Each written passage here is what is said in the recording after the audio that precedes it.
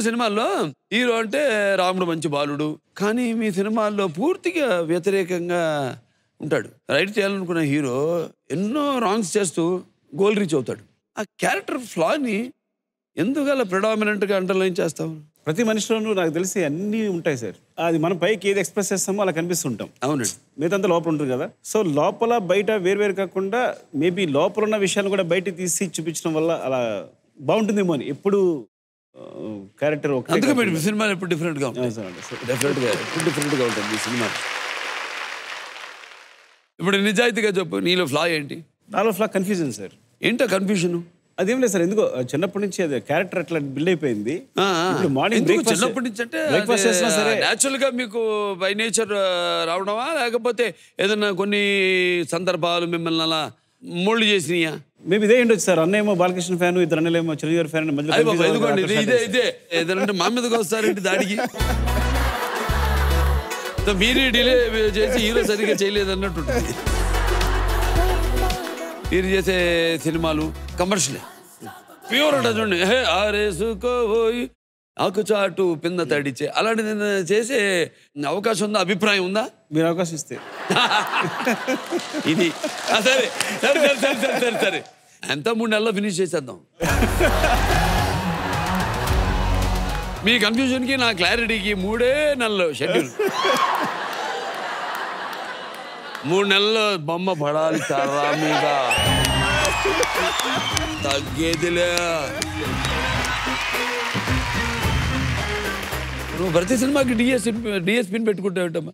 ఆ రాజమౌళి ఏమో కీరవాణి, మేము డిఎస్పీ వదలు. ఏంటిది అండర్ కరెంట్ ఆపరేషన్? సార్ బేసిక్గా మ్యూజిక్ తెలియదండి నాకు. సో నాకు తెలుసు, అదిగో నేను పాడేగా పాటలు. మామా ఎక్కి పెగ్గిలా సార్ ఆర్య మొట్టమొదటిసారి తనతోనే స్టార్ట్ అయింది కదండి. సో అక్కడి నుంచి బాగా సింక్ అయిపోయాం. ద సేమ్ టైం నేను నేను వేరే అడగాల్సిన పని ఉండదండి. నేను చెప్పే సిచ్యువేషన్ కనుక కరెక్ట్గా ఎక్స్ప్లెయిన్ చేస్తే నాకు వెంటనే ట్యూన్ వచ్చేస్తుంది. అది ఎప్పుడు రెండో ట్యూన్ అయ్యి చాలా తక్కువ సందర్భాలండి. సో మొదటి ట్యూనే వచ్చేస్తుంది. సో అందరికీ మా సినిమాలన్నీ అంటే ఈజీగా నన్ను బాగా అర్థం చేసుకుంటాడు అనుకుంటాను నేను. అయితే కొన్ని సినిమాల్లో సార్ హీరో ఇంట్రొడక్షన్ సాంగ్స్ అన్ని యూనిక్ గా ఉంటాయి సార్. సార్ అదంతా నీ క్యారెక్టరేనా? నేను ఇంట్రొడక్షన్ సాంగ్స్ అవి మీ సినిమాలు చిరంజీవి సినిమాలను బట్టే మాకు అలా ఫాలో అయిపోయాం. ఇంకా అదే కంటిన్యూ చేస్తున్నాం ఫ్రాంక్గా చెప్పాలంటే. మిమ్మల్ని కంటిన్యూ చేస్తున్నట్లే. కాకపోతే ఏంటంటే ఏదో ఒక ఫిలాసఫీ చెప్తే బాగుంటుందని, ఏదో కొత్త ఫిలాసఫీ కొత్త ఫిలాసఫీ హీరో గురించే కాకుండా సెపరేట్ గా ఒక ఫిలాసఫీ చెప్తే బాగుంటుంది అని. సార్ కాదు, ఇంకో విషయం అడగాలి సుక్కు నేను. సరే సార్, ఇప్పుడు నువ్వు దేవి కలిస్తే నంబర్ 1 ఐటమ్ సాంగ్స్ వస్తాయి. ఐటమ్ సాంగ్స్ మీద మీకున్న ప్రేమ ఏంటి? అంటే చిన్నప్పుడు సార్ ఎందుకో విలేజ్ లో పుట్టింటోళ్ళు తరిమేశారు, కట్టుకున్నాడు వదిలేశాడు. చిన్నప్పుడు విలేజ్ లో ఐటమ్ సాంగ్స్ కి చాలా పెద్ద పాపులర్ సార్. అలాగే ఫోక్ సాంగ్స్ కూడా ఐటమ్ సాంగ్స్ లో ఉంటాయండి మనకి విలేజ్ లో పాడుకునేవి.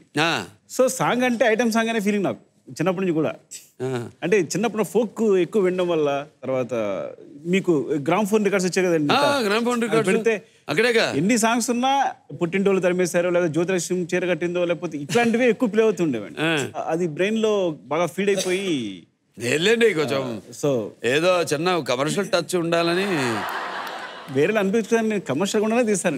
నీ సినిమాల్లో వచ్చిన ఐటమ్ సాంగ్స్ సుక్కు నీకు నచ్చిన సాంగ్ ఏంటి? అలా వచ్చారు సార్.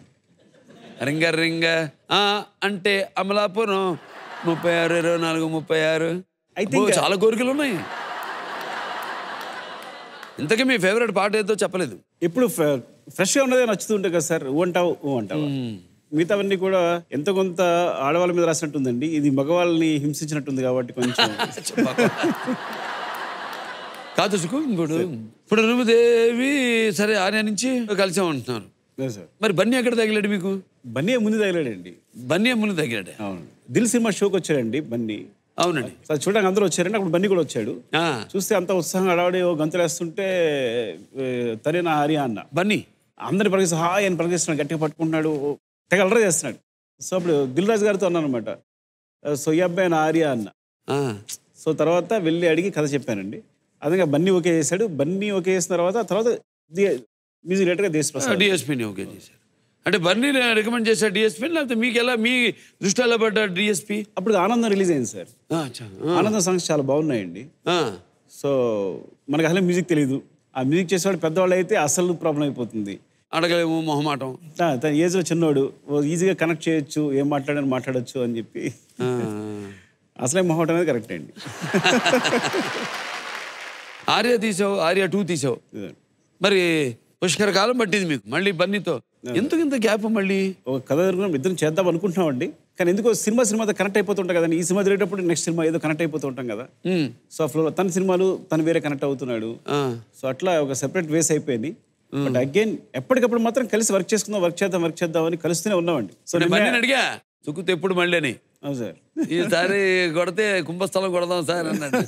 కొట్టేశారు. హిందీ కొట్టేశాడు.